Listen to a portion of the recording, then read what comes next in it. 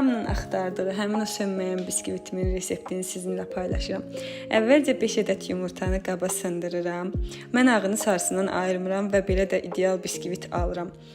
Daha sonra mikser qabıma əlavə edirəm. Ardınca 1 stəkan şəkər tozunu və 1 xörək qaşığından biraz artıq isti su əlavə edirəm.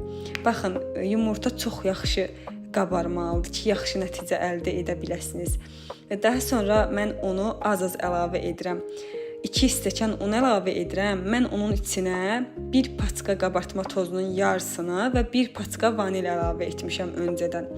Onu əlavə edib çox yaxşı qarışdırmaq lazımdır. Daha sonra mən 22 diametrlik çəmbərə əlavə edirəm. Öncədən isidilmiş 170 dərəcəli alt üst rejimdə olan sobamda bişirirəm. Siz öz sobanızın dərəcəsini mütləq özünüz ayarlamalısınız.